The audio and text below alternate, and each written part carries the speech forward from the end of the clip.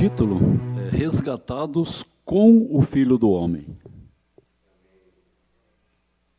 Que coisa maravilhosa, irmãos. Nós estávamos mortos em nossos pecados e delitos, e o Senhor nos resgatou. Mas para nos resgatar, Ele teve que se fazer Filho do Homem, para sentir a nossa natureza, para tomar para si a nossa natureza, a natureza humana, e sofrer como homem. E passou todas as dificuldades que a humanidade pode passar. O Filho de Deus, o unigênito de Deus, abriu mão de tudo isso para nos resgatar. Esse hino que foi cantado, assim voltarão os resgatados do Senhor, que está em Isaías 51:11, fala, assim voltarão os resgatados do Senhor, e virão a Sião com júbilo e perpétua alegria. Lhes coroará a cabeça, o regozijo e a alegria os alcançarão, e deles fugirão a dor e o gemido. Isso aqui corresponde à época que os filhos de Israel estavam presos na Babilônia, né? Escravos na Babilônia. Mas isso está na palavra para mostrar que hoje estamos ainda presos nesse mundo, escravos desse mundo. E se continuássemos assim, o nosso fim seria caótico. Aí precisou Deus mandar seu Filho unigênito para resolver esse problema, para nos alcançar e nos levar, nos resgatar como filhos de Deus à glória. Amém? Lucas 19:10 fala, porque o Filho do Homem veio buscar e salvar o que havia perdido. Realmente estávamos perdidos, irmãos. O Filho do Homem veio buscar e salvar o que havia perdido. Amém? Em João 12:32 também fala, eu, quando for levantado da terra, atrairei todos a mim mesmo. Olha que maravilha, irmãos. Como o Filho do Homem, a hora que ele foi levantado da terra, ele atraiu todos aqueles que estavam condenados à morte eterna. Em Colossenses 3:1, fala, portanto, se fosses ressuscitados juntamente com Cristo, buscai as coisas lá do alto, onde Cristo vive assentado à direita de Deus. Aqui a palavra assentado, ela tem noção de assentamento. Então ele proporcionou um assentamento para os filhos dos homens ao lado dele, juntamente com Cristo, né? Em Efésios 2:6 fala, e juntamente com ele nos ressuscitou e nos fez assentar nos lugares celestiais em Cristo. Resolveu esse problema. Mas ainda estamos no mundo. Estamos ainda nessa situação caída do mundo. Jesus até disse, orou para o Pai e falou, não peço que os tires do mundo, mas que os livres do mal ou do maligno. Amém? Bom, vamos desenvolver um assunto agora, antes de chegar no ponto crucial, mostrando os filhos de Deus e os filhos do diabo. A palavra, ela enfatiza em vários pontos, os filhos de Deus e os filhos do diabo. Só um resumo assim rápido, é o seguinte, todos nós nascemos como filhos do diabo, todos nós, porque quando Adão pecou, toda a raça humana tornou-se filhos do diabo. Por isso que, mais para frente, a palavra mostra que nós fomos adotados. A filiação, ela denota adoção de Deus novamente. Interessante. Nós deixamos de ser filhos de Deus para ser filhos do diabo em Adão. Mas o Senhor nos resgatou na condição de adoção, que é a filiação. Tornamos novamente filhos de Deus. Mas agora vamos ver o processo pelo qual isso aconteceu. Amém? Bom, João 1, 12, 13, fala assim: mas a todos quanto o receberam, deu-lhes o poder de serem feitos filhos de Deus. Aqui filhos é filhinhos mesmo, filho nascido de Deus. Filho tecna, a palavra grega, né? De Deus, a saber, aos que creem no seu nome, os quais não nascem do sangue e nem da vontade da carne, mas da vontade, e nem da vontade do homem, mas de Deus. Aqui é um novo nascimento, porque aquele nascimento, primeiro, o nascimento da carne, esse aí pertence, entende, à situação caída de Satanás. Mas o novo nascimento nos eleva à condição de um novo homem, né, nascido de Deus. Então, em João 5, 1, o comecinho fala: todo aquele que crê que Jesus é o Cristo é nascido de Deus. Só que a passagem anterior fala, mas a todos quanto receberam. Então, existem duas situações: receber e crer, para ser nascido de Deus. Não é só crer, porque os demônios também creem. Mas aqui é crer recebendo para dentro de si. Quando você crê recebendo o Senhor, o Senhor nunca mais te abandona. Ele sempre vai estar vivo dentro de você. Embora você viva em várias situações de quedas, mas o Senhor está sempre te acordando, levando ao arrependimento. Esse é o caminho. Amém? Nós sabemos isso. Nós não somos santos. Nós estamos num caminho de santificação. Nós somos pecadores por natureza. Mas o Senhor está nos resgatando dia a dia, de glória em glória, conforme o Elcio falou ontem na noite. Interessante, né? De glória em glória, o Senhor vai nos restaurando. Amém? Bom, na sequência, agora vamos ver os filhos do diabo. Quem são esses filhos do diabo? São aqueles que seguem a natureza caída sem a regeneração. Os filhos de Deus são os nascidos de Deus, mas os filhos do diabo são os que seguem a natureza caída sem regeneração. Irmãos, antes da nossa regeneração, nós éramos considerados filhos do diabo. Para Deus, nós éramos considerados filhos do diabo, porque ele perdeu a paternidade em Adão. Mas agora o Senhor precisou fazer tudo isso para nos resgatar. Então, em Efésios 2, 1 a 3, fala assim: ele vos deu vida, estando vós mortos nos vossos delitos e pecados. Estávamos mortos nos nossos delitos e pecados, nos quais andaste outrora, segundo o curso desse mundo, segundo o príncipe da potestade do ar, do espírito que agora atua nos filhos da desobediência, entre os quais também todos nós andávamos outrora. Está vendo uma situação de restauração? Andávamos outrora. Continuando.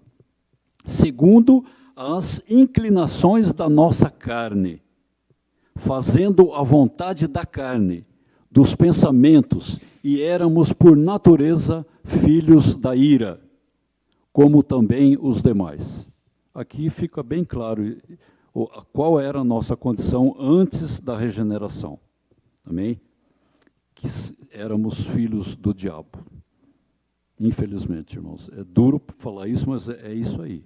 Essa era a nossa situação.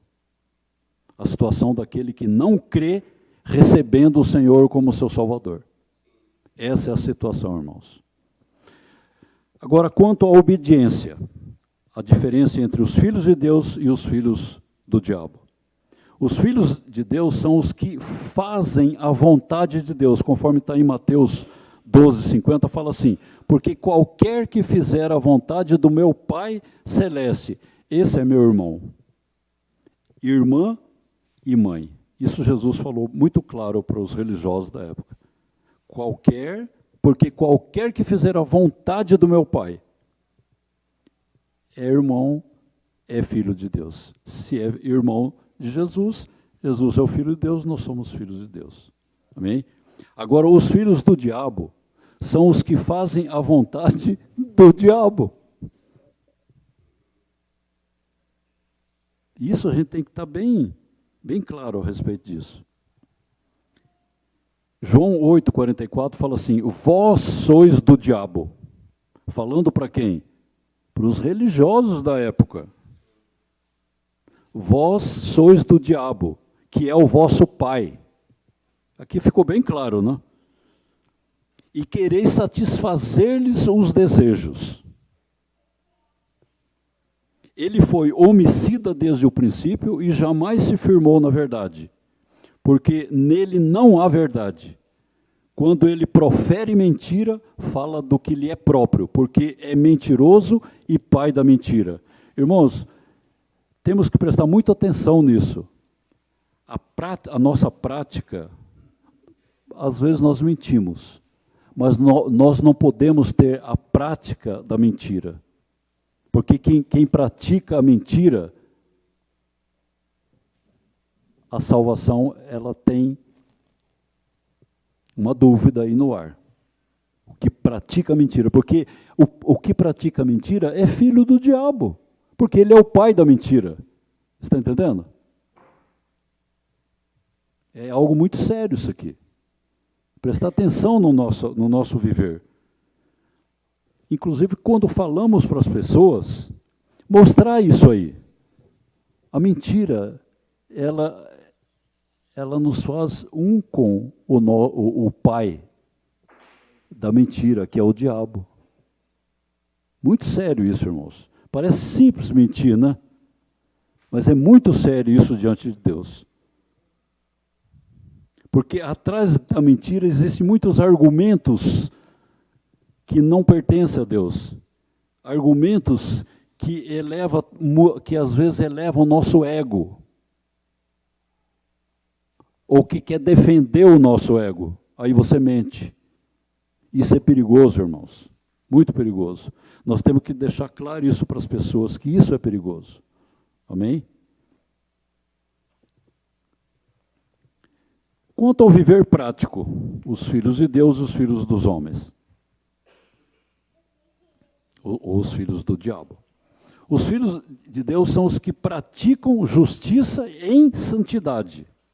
Praticam justiça em santidade.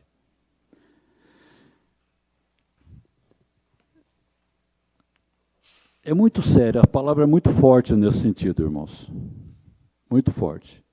1 João 3, 7 e 9, ele diz assim: filhinhos, não vos deixeis enganar por ninguém. Aquele que pratica justiça é justo, assim como ele é justo, falando do Senhor.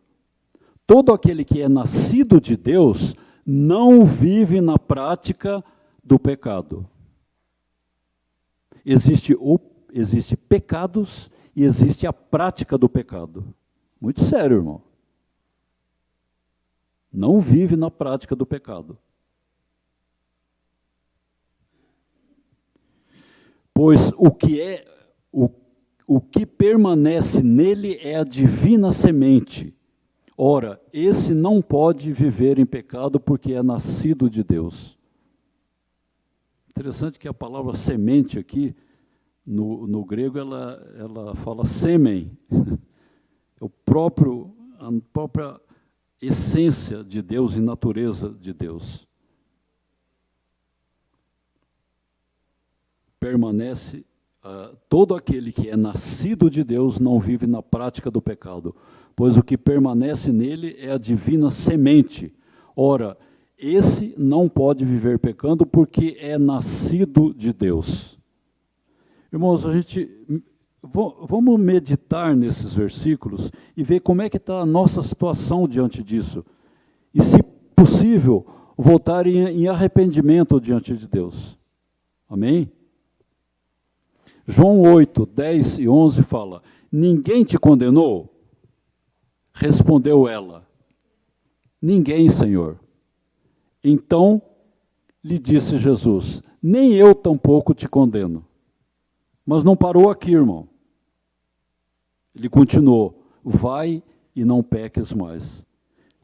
Para de praticar esse pecado. Isso serve para todos nós. Se temos um vício, um pecado, irmãos, um vício, uma coisa que nos afasta, que desagrada a Deus, para com essa prática. Para. Vai, o Senhor não condena, mas se arrepende, vai e não peques mais. Para de praticar.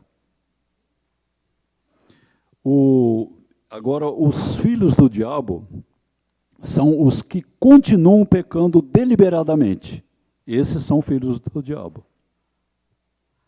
Por exemplo, 3 João, eu tinha passado João aí, mas é 3 João 1,4. Fala assim: não tenham maior alegria. Não, agora é os filhos de Deus que andam na verdade, que eu estou falando, não é isso? Amém? Quanto ao relacionamento com a verdade. Os filhos de Deus andam na verdade. E 3 João 1,4 fala assim: eu não tenho maior alegria do que essa, de ouvir que meus filhos andam na verdade.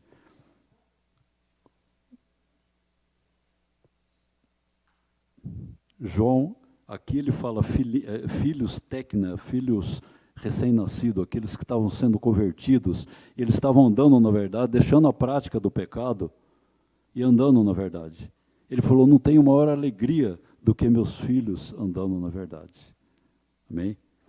Agora, os filhos do diabo, por outro lado, eles vivem na mentira.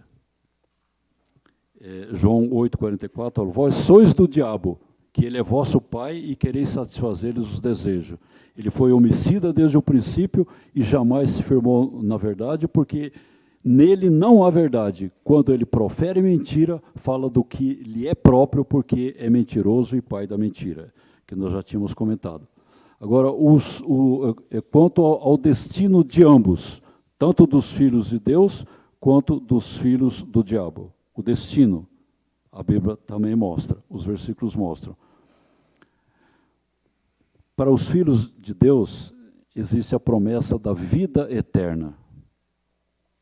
Não é só uma vida humana eterna, é uma vida de natureza divina eterna. Porque é para isso que Deus está nos restaurando, para ter uma vida divina que é eterna. João 3,16, ele fala assim: porque Deus amou o mundo de tal maneira que deu seu Filho unigênito, para que todo que nele crê não pereça, mas tenha a vida eterna. Já falamos outras vezes, mas vou reforçar. Aqui no grego é zoé aionion, quer dizer, é vida zoé eternamente. Amém? É isso que o Senhor quer. Porque Ele nos criou a sua imagem e semelhança para viver eternamente, se tocássemos na árvore da vida, com a vida eterna, divina. Mas Ele não tocou na árvore da vida. O Senhor precisou vir como a videira verdadeira para que nós tocássemos neles para ter novamente a vida eterna. Esse é o processo que Deus usou. Pegou o seu unigênito Filho e se fez Filho do homem para restaurar a humanidade. Em Romanos 8,17 fala: ora, se somos filhos, somos também herdeiros, herdeiros de Deus e co-herdeiros com Cristo. Se com Ele sofremos, também com Ele seremos glorificados. Esse versículo é maravilhoso. co-herdeiros com Cristo. Por outro lado, irmãos, os filhos do diabo, o destino deles, infelizmente, é o julgamento. Em João 3,18 fala, quem nele crê não é julgado. O que crê já está julgado, ou condenado. Tem traduções que falam condenado. Quem crê não é julgado, não é condenado. O que não crê já está condenado. Então, nós nascemos condenados, em outras palavras. Mas o crer, recebendo, nos transforma de condenado à vida eterna. A uma vida eterna, divina que é eterna. Passar da situação de condenação para uma situação de vida eterna divinamente. Em João 8,24 fala, por isso eu vos disse que morrereis nos vossos pecados, porque se não crerdes que eu sou, morrereis nos vossos pecados. Não tem solução, irmãos. Morre no pecado de Adão. Segundo Tessalonicenses 1,9 fala, estes sofrerão penalidade eterna destruição, banidos da face do Senhor e da glória do seu poder. Olha, irmão, que situação difícil. Eterna destruição. Tem a vida eterna e tem a eterna destruição. Qual que é o melhor caminho? O da vida eterna, vida divina eternamente, ou o caminho da destruição? A palavra está mostrando, falando isso. E Mateus 24:46 fala assim, e irão esses para o castigo eterno, porém os justos para a vida eterna. Aqui fica bem claro, né, irmão? Se você não crer na obra do Senhor, no nome do Senhor, recebendo Ele para dentro de si como seu Senhor e Salvador, você não adquire a vida eterna, a vida divina eternamente. Pelo contrário, o castigo eterno está preparado para todo aquele que não crê.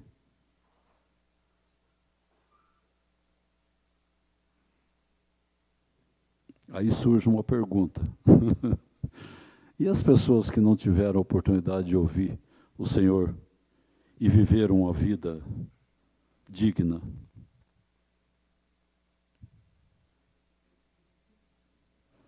O Senhor,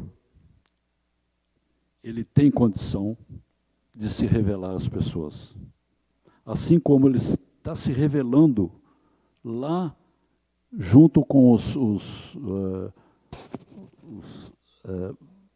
maometanos, lá aquele pessoal que tem outras religiões, eles creem que Jesus, o próprio Alcorão mostra que Jesus nasceu de uma virgem e tal, tem toda essa história aí. E eles, a partir desse momento, eles se convertem e aceitam o Senhor. Por isso que é importante nós pregarmos o Evangelho para as pessoas. Importante. Toda oportunidade, nós não podemos perder a oportunidade de mostrar esses dois caminhos para as pessoas. Igual nós já comentamos, talvez até nem precisa fazer tanta coisa assim, entende? Regras pesadas, leis pesadas para fazer isso, fazer aquilo. O Senhor, Ele vai mostrando oportunidade para a gente, as pessoas do nosso lado. Nós podemos compartilhar do Senhor e desses dois caminhos que estão sendo oferecidos. Um para a salvação eterna, outro para a perdição eterna. Então, Mateus 24:46, novamente falando. E irão esses para o castigo eterno, porém os justos para a vida eterna. São dois caminhos, irmãos. Bom, eu achei interessante que Pedro, ele descreve uma passagem muito interessante, mostrando que a natureza humana ela pode ser convertida em natureza divina por meio de Cristo. Por exemplo, 2 Pedro 1,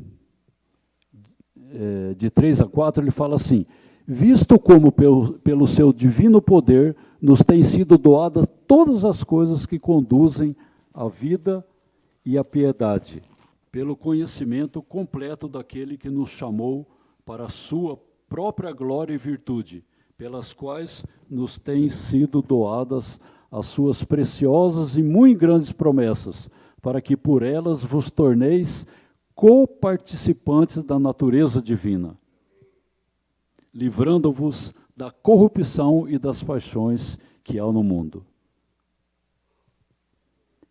Essa natureza divina em nós, irmãos, ela tem a capacidade de nos livrar das paixões e das corrupções que há no mundo. Nós temos que crer nisso e praticar isso. Porque nós somos criados para exercer a autoridade divina sobre toda a criação. Quando Deus falou lá em Gênesis 1:26, ele falou assim, no começo, ele fala assim, também disse Deus, façamos o homem à nossa imagem, conforme a nossa semelhança, e tenha eles domínio. Aí tem domínio sobre toda a criação. Fala aves do céu, fala peixes do mar, fala animais que rastejam na terra. Isso aí, alegoricamente, pode dar a entender o seguinte, que as aves do céu não é uma redundância. Aves do céu, em vários pontos na Bíblia, fala que são os anjos caídos. Peixes do mar, não fala, porque o peixe é a redundância, peixe do mar é do mar mesmo. Mas ali está falando peixes do mar, alegoricamente pode ser entendido como os demônios que foram julgados antes da criação do homem, antes da restauração da terra para ser colocado o homem. E os animais que rastejam sobre a terra pode alegoricamente significar também a própria serpente que chegou em Adão. Então, alegoricamente, nós podemos entender que quando Deus criou o homem, ele criou ele com autoridade divina sobre toda a criação. Mas foi enganado e a gente sabe essa história, no que deu, né? E gozado que em Salmos 82:6 fala assim, eu disse, sois deuses, sois todos filhos do Altíssimo. Aqui eles estavam se referindo aos que representavam a autoridade divina na terra. Não é Deus no sentido de divindade, mas deuses no sentido de autoridade divina aqui na terra. Representação de Deus aqui na terra. Então, nesse caso, o próprio Jesus falou em João 10:34, falou, replicou-lhe Jesus, não está escrito na vossa lei, eu disse, sois deuses? Sois todos filhos do Altíssimo. O próprio Jesus falou isso, né? Então, esses deuses aqui seria, o homem foi criado à imagem e semelhança de Deus. Isso aqui, com essa autoridade sobre toda a criação. Isso Deus criou o homem para isso. O homem caiu, não conseguiu cumprir esse plano, aí precisou vir o unigênito de Deus como filho do homem para resolver isso, para nos resgatar e levar de volta ao plano eterno de Deus com respeito a nós, com respeito à humanidade. Finalmente, aí os filhos de Deus são, agora com esse plano de Cristo, eles são resgatados ao plano original de Deus. Vejamos Apocalipse 21:4, fala assim, e lhes enxugará dos olhos toda lágrima, a morte já não existirá, já não haverá luto, nem pranto, nem dor, porque as primeiras coisas passaram. Aí o hino que nós cantamos, Isaías 51:11, fala, assim voltarão os resgatados do Senhor, e virão a Sião com júbilo, e perpétua alegria lhes coroará a cabeça. O regozijo e a alegria os alcançarão, e deles fugirão a dor e o gemido. Essa é a promessa que o Senhor tem para aqueles que foram resgatados juntamente com o Senhor, juntamente com os filhos do homem. E eu gostaria de ler aqui uma consideração teológica do reformista João Calvino. Olha o que ele disse. Ele falou assim: o Filho de Deus se fez filho do homem para que os filhos dos homens se tornassem filhos de Deus. Aí ele explica um pouquinho mais. Voltando, vou falar outra vez. O Filho de Deus se fez filho do homem para que os filhos dos homens se tornassem filhos de Deus. Porque não eram mais filhos de Deus, mas agora, com esse processo, passamos novamente a ser considerado filho de Deus. Se não fosse o filho do homem, nós não teríamos essa situação resolvida. Aí ele continua, ele fala assim, recebeu, olha, o Filho de Deus, ele recebeu a nossa pobreza para nos transferir as suas riquezas. Assumiu a nossa mortalidade para fazer nossa a sua imortalidade. Desceu à terra para abrir-nos o caminho para o céu. Fez-se filho do homem para nos fazer filhos de Deus. Amém?